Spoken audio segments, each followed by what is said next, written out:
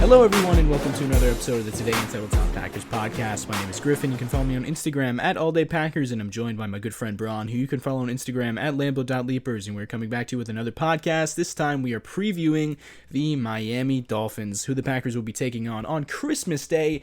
It's the Christmas season, Bron. We are recording this a few days before Christmas, and I'm in the Christmas spirit. I think I'm pretty excited. Packers are playing on Christmas Day for the second year in a row. Don't know how much I love that, but hopefully it's going to be a fun day. And hopefully we're going to come out of it with a Packers victory on Christmas. Because in that case, it would be a pretty good Christmas for me. Bron, how are you doing? Are you excited for this game? Yeah, Griff, of course we're excited. We have a lot to play for, and this is a massive game against... This is probably our toughest test since the stretch of games where we beat Dallas, lost to Tennessee, and then lost to Philly. So this is the beginning of one of those stretches of tough games. These three coming up, right? And Miami is a good team with a lot of firepower and some great defensive play, some good defenders up front, Bradley Chubb being one of them. So they have a lot of guys that you worry about and have to kind of center your game plan around. And it's Christmas, and they're going to be in Miami. There's the element factor that we usually talk about our elements, but this is going to be a whole opposite factor where we have to deal with some of the heat, and that's certainly a topic of discussion, Griff. So super fun matchup. We got to go and get a win, though, and we're trying to make the playoffs. Well, I do have to say, as many of you longtime listeners may know, I do live in Florida, and it's actually, I live closer to Orlando than Miami, but by me, it's actually going to be pretty cold on Christmas, Bron. It's going to be about 50 degrees. I don't know what it's going to be. I'm looking at it right now, actually. In Miami, it's going to be 55 degrees with overcast skies. So the heat is really... Then. That's a mild day, and I mean that's really not even an issue. That's a Packers October home game right there. The heat is not going to be as big of an issue as it typically would be with this team playing in Florida. And we know the scary thing is that this team sucks in Florida. Specifically, Aaron Rodgers is just typically pretty bad in Florida. We did play in Florida earlier this year, week 3. We went to Tampa and beat the Tampa Bay Buccaneers with a score of 14-12. That was not Rodgers' prettiest game, but we did win that game, and maybe that broke the Florida curse that Rodgers has had for a long time now. So, isn't it crazy that it was so well known that Rodgers is bad in Florida that last year in 2021, when the Saints had to move the opening game of the season, they chose Jacksonville because they knew that Rodgers was bad in Florida. Why is that a thing? Why is Rodgers bad in Florida? I really don't even like to get into... It's a weird thing. I don't like to get into this idea that I'm not going to pigeonhole Aaron Rodgers and say he's not able to succeed in Florida, even though like that's been the case. It's just... And we saw, like you mentioned, we won a game against the Buccaneers this year in Florida, so I feel like we can go and do it in Miami. And the last time we went into Miami specifically was that fake spike game with Corliss for that touchdown after the Devontae Adams catch from the fake spike. One of my earliest Packers memories right there. That was a great game. Yeah, that was super fun because not often, even with Mike McCarthy, how often and it's definitely not with Matt LaFleur, but how many trick plays did we run over the course of the last decade plus? Not many. So that was certainly a memorable one. Yeah, no, that was a great game. Very happy memory for me. Let's hope that we get some more happy memories this Sunday. Bron, let's jump into the game here.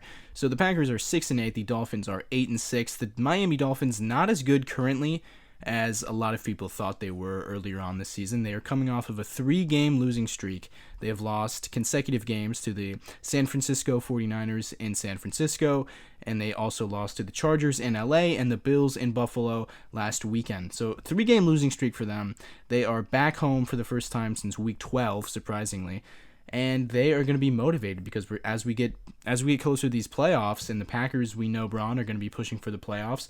The Dolphins are just as motivated because they are in a tight race for a wild card spot in the AFC, just like the Packers are in the NFC. So it's going to be a competitive game. This is not going to be a trap game by any means. It's a scary, scary thought thinking about the Packers going into Miami and playing this team, regardless of the record, regardless of the numbers, how good have they been this season. Just looking at their roster, where you have Mike McDaniel calling plays for them. They have Raheem Mostert in their backfield, who I still have nightmares of. They have Tyreek Hill, Jalen Waddle, and Tua, who can distribute at the very least. That's a scary, scary thought. Yeah, Griff, it's full. It's a talented group, and a guy you didn't even mention, Pro Bowler Mike Gesicki, tight end. Like they have a lot of guys. They're just a super talented group on both sides of the ball. Even when you look at their corners, it's just a lot of good guys. Everything they've got. Xavier Howard is still there, so they just have a good group. And you have to think, what when it's these big games like this, where Miami needs a win, Green Bay needs a win. Both these teams are trying to make the playoffs. What it comes down to is, like, can the stars prevail? And the good news is Green Bay has a lot of them, but the bad news is Miami's got a lot of them too. So that's the matchup. You look at some of these key different points. Can Xavier Howard do anything against what Christian Watson is going to bring to the table? And just some of these interpersonal player matchups, those are what I look towards in games like this, where there's a lot of talent on both sides of the ball, and you need, in a big game like this, the talented players to step up. So that's what I'm looking towards is these matchups specifically. If we want to go back to last year in 2021, Week 9, when we played the Kansas City Chiefs, that was the Jordan Love game. Tyreek Hill, of course, was on the Chiefs at the time. And if you remember, the defense played really, really well in that game. It was a final score of 13-7, and this was against Patrick Mahomes. They didn't have a backup quarterback playing, but they still were only able to put up 13 points. Tyreek Hill was playing in that game, and he was targeted 11 times. Just 4 catches for 37 yards. Average depth of target was 18 yards down the field. The Chiefs were trying to get the ball to Tyreek, but Joe Barry made it a point to not allow him to break them. And he talked about that at the podium today. So this is a coach, Joe Barry, who we all know that not many people have a lot of faith in right now. But he talked about at the podium today how in order to win this game, in order to have a good day on defense, the Packers are going to have to keep everything in front of them. Because the Dolphins, they live and die by the big play. They live on explosive plays. So the key is going to be keep everything in front of them and tackle well, of course. Tackling well is easier said than done because they have not tackled very well this season. But if you go back to last year, Week 9, they were able to contain Tyreek Hill and not let him be the reason that they lost on defense that day. Well, the problem is, Griff, with that, you've got Tyreek Hill, but Jalen Waddle's on the other side. And we're going to have to rely on Jair, I think, to try to cover one of these guys, and it hasn't been great for him this year in terms of it started out okay when they started singling him up on guys in man coverage. I don't know if that's something they'd be interested in doing here, and I don't really know if I see the benefit of him traveling with one of those two guys, just because there's two of them, right? So he's probably going to be covering one of them regardless if he was going to travel or not. But so what's the solution then, Griff? I mean, they've been playing like you said, trying to keep everything in front of them. That's the Green Bay defense. Joe Barry's scheme is so passive. They've got the 2 safety looks consistently. It's very little man these days, and against a team like this specifically, it's not going to, I don't think it's going to be much man coverage. And as passive as he's gotten sometimes over the course of this year, I'm expecting this to be the most passive that the Joe Barry defense will have looked all year by the end of this game. And this is a game where that would make sense. It would. Yeah, it's certainly fair based on they can beat you deep. And can Tua get it there is the one question. But they also have to stop the run. Like you mentioned, that Raheem Mostert burned them once, and I'm not saying he's the same guy. He's never been that great. He's just had that one massive game against us, but he's still a player, and they've got other guys there. Jeff Wilson is still there, and he was a good back for the Niners this year until he got traded to Miami, and he's been decent there so far. They have a running game. Their offensive line has been pretty solid all year, protecting Tua and whatnot. So there's certainly a lot to contend with on that offense. What's the goal for our defense, Griff? Are you thinking, because we were more aggressive, I'd say, last week in most cases. There were certainly the opportunities where there was a lot of just that long extended distance between our corner matchups and our secondary versus some of these receivers. But I thought we showed some aggression for the most part with some blitzes and things like that, getting pressure. But what's the game plan? Do you try to pressure Tua, or do you make sure you cover the run? What are you emphasizing here, and what's our best recipe for winning this game? So from hearing Joe Barry talk today, I imagine the game plan is going to be playing very passive, not being super aggressive. This is not the week where you're going to change your defensive philosophy and all of a sudden become such an aggressive team on defense against Jalen Waddle and Tyreek Hill. So I think that what they're going to do is play a lot of two-shell, which they've done a lot of this season. I think they're going to play a lot of two-shell, 2 safeties up top, keep everything in front of them, like I said, like Joe Barry said, and try to make Tua Tagovailoa be as patient as possible. Because Tua, I do want to talk about Tua, Bron, because I'm not sure where you stand on Tua. I'm really not. But I do not think Tua is as good as his numbers have looked this season. I don't think he's as good as the efficiency numbers have looked this season. I think he's a very Jared Goffian quarterback. And he is in the top 10 of turnover-worthy play percentage, according to PFF. He only has 17 big-time throws this season, 15 turnover-worthy plays. He is, if you try to make him be patient, I don't think he's on the Jimmy Garoppolo level of quarterback where he is willing to sit there and dink and dunk you. Tua is going to throw you some terrible footballs. He is going to get impatient if you make him play 5 yards at a time the entire game. He's going to throw you a couple terrible passes. And I think that's where the Packers are going to have to capitalize. Turnovers are obviously such a huge thing. We've seen the turnovers just come in bunches as the season has gone along. Because you remember early on this season, we weren't getting any interceptions. We weren't getting any turnovers. Now we are starting to get a lot of turnovers. And I think that is going to be where the Packers are going to succeed on defense. It's just forcing Tua to be patient, and I don't think he's going to be able, you can probably, if you can put yourself in his shoes and understand where he's coming from, in that when you have Tyreek Hill and Jalen Waddle and Mike Gesicki and all these weapons around you, you don't want to be patient. You don't want to sit there playing 5 yards at a time, So he is going to, I believe, naturally throw some up that the Packers hopefully are going to be able to capitalize on. Griff, I just feel like, remember I said this on the last show, I'd rather be aggressive and let them score than be passive and conservative and let them score, which is what we've been doing all year to teams on defense. And I don't know. I do think Tua is going to be able to do enough. If we play very passively and run a lot of middle field open, I just think that it's going to be tough. We're going to have to win the game on offense. I just don't see a scenario where they don't have success. It feels like it's going to be another game. Like this doesn't feel like there's any way it could be a breakout game for our defense. It just feels like it's going to be one of those games where we're going to let up at least 24 points and we're going to have to score 30 and that's how we're going to have to win.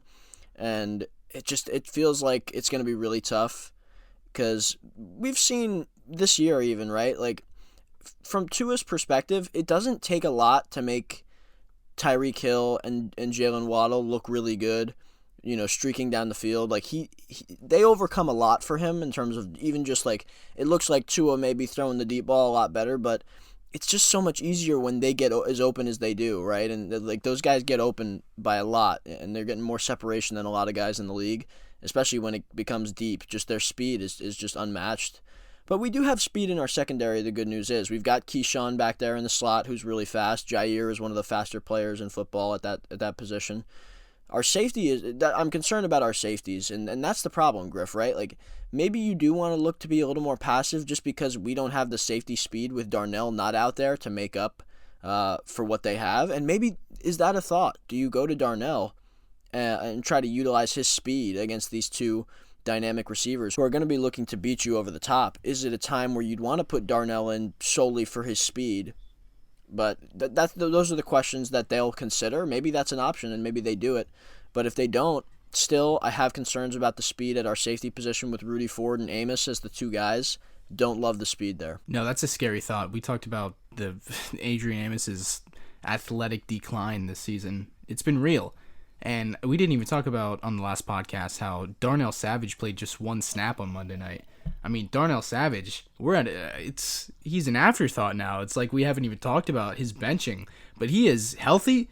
He has just been benched in favor of Rudy Ford. But it is interesting because Rudy Ford, he's not the fastest guy. He's a great special teamer. He's a great tackler. He's a great box safety, well. But he's not the type of rangy player that you want covering the deep half of the field against Tyreek Hill, So exactly. Maybe they do mix it up with Darnell a little bit more this week.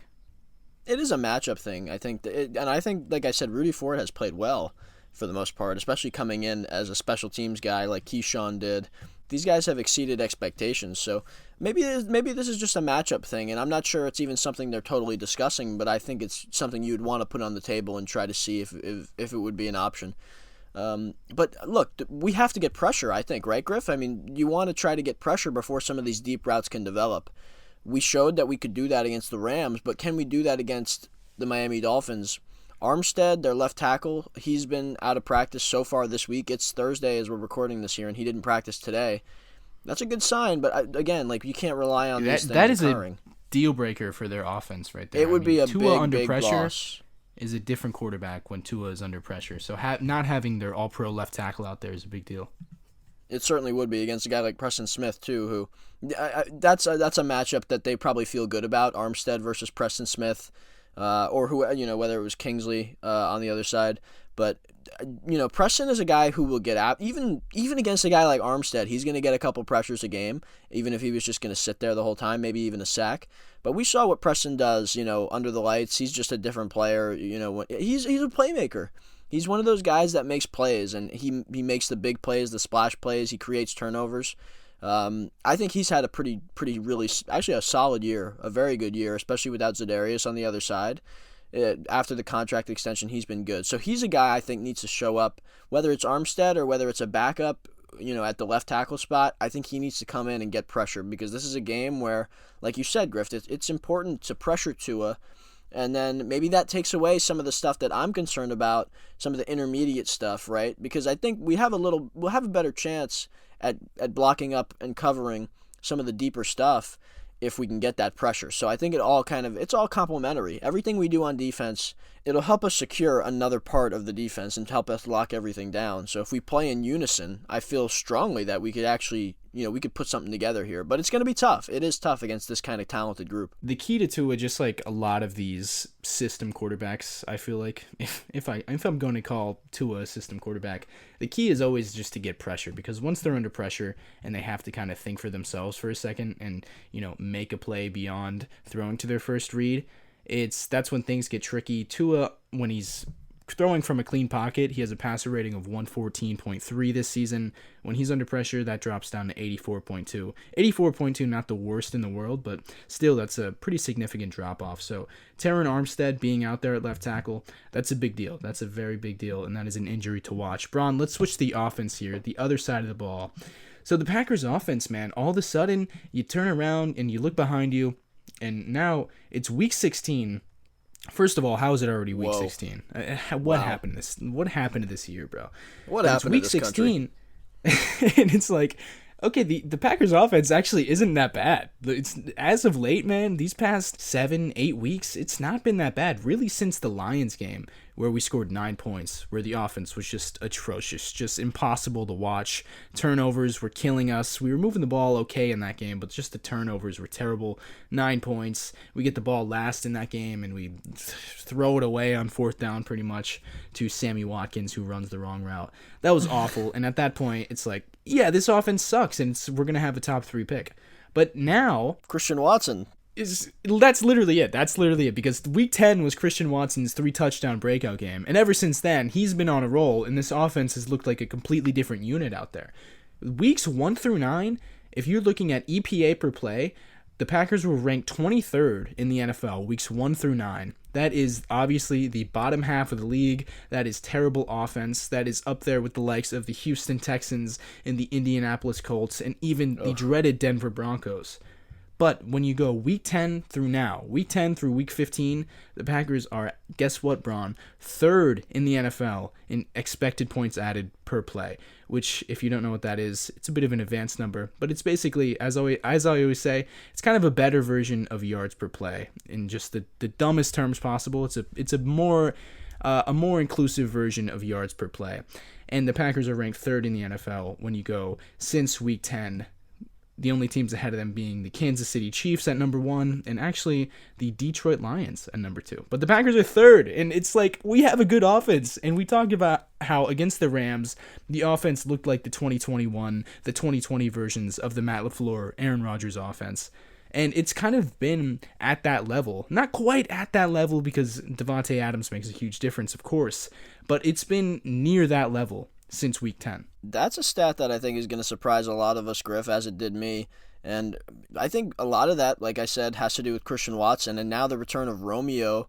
I think our offense looked pretty good against the Rams. Again, we talked about it last week. That was expected. Bad team. It's the Rams with their depleted defense, their depleted offense.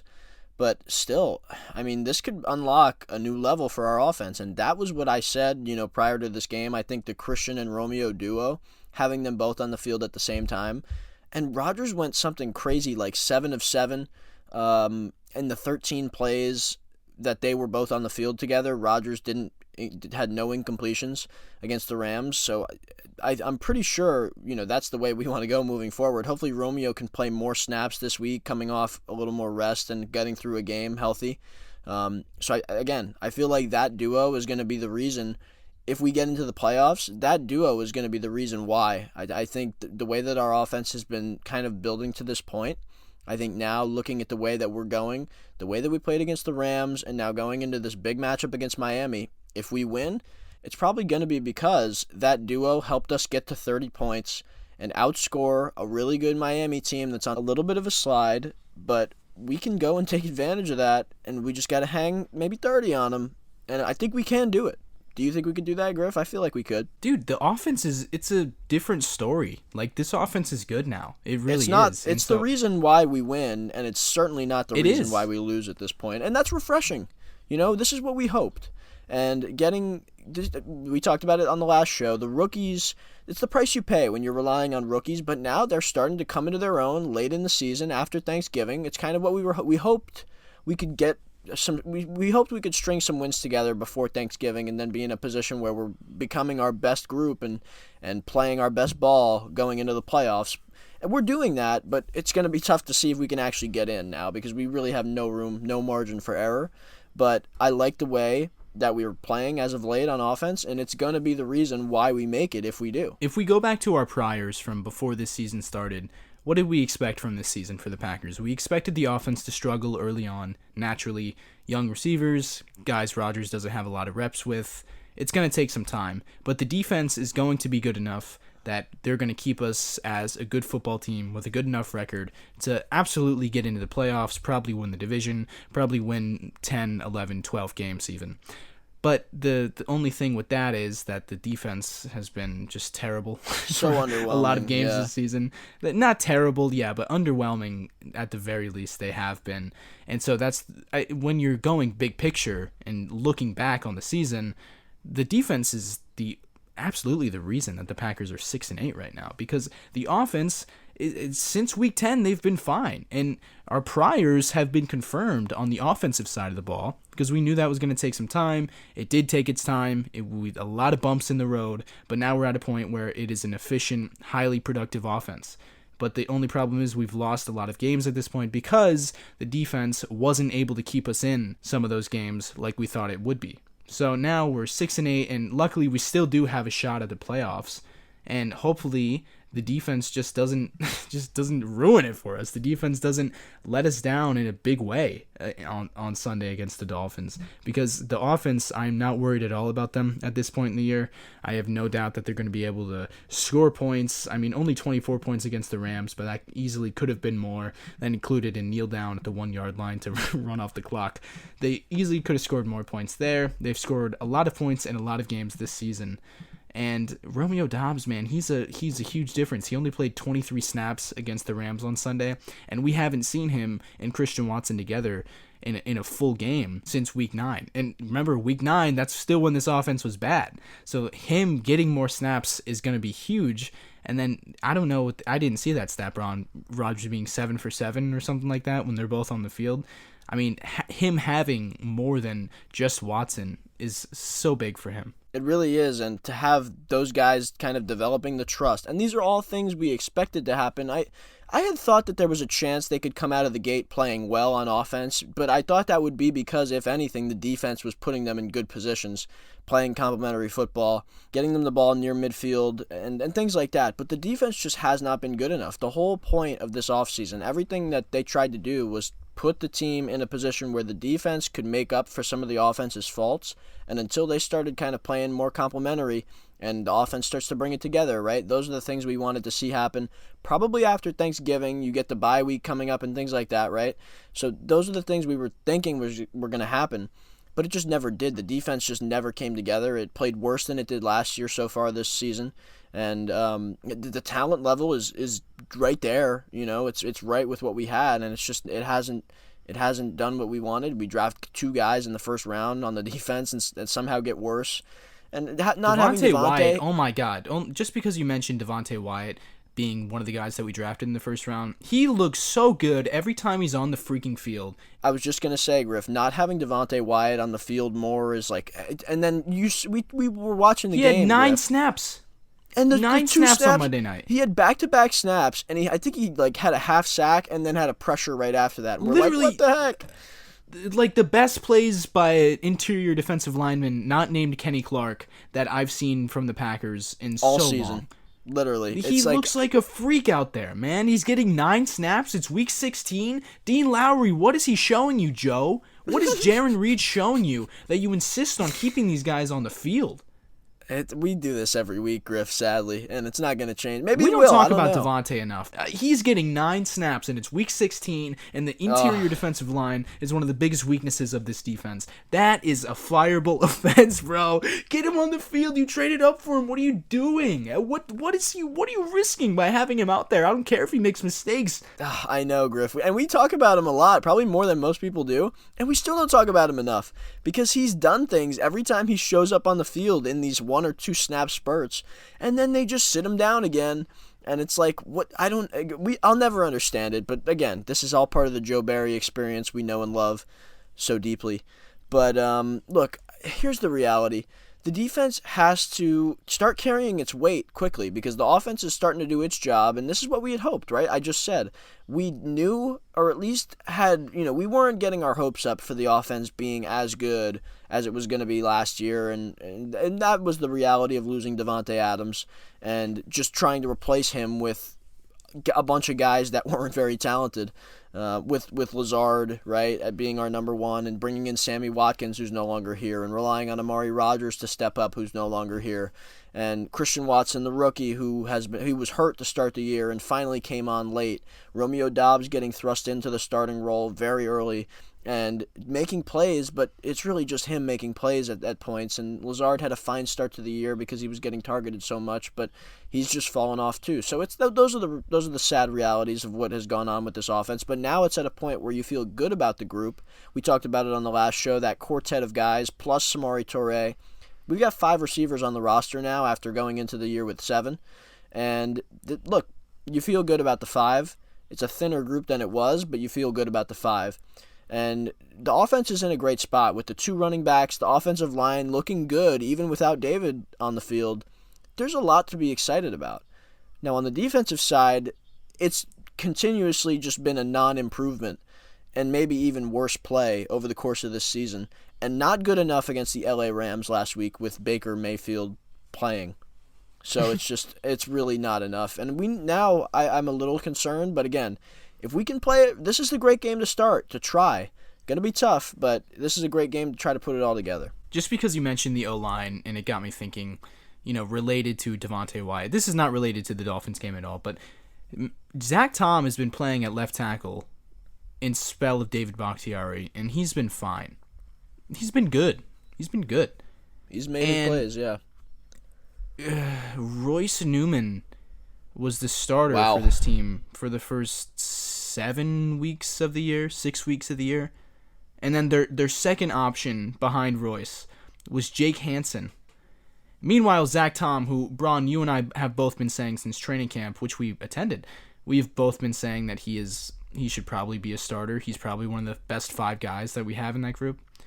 It took too long for this coaching staff to realize that. Same thing when you look at the punt return game. Keyshawn Nixon, the kick return. Keyshawn Nixon, the Pro Bowl special teamer.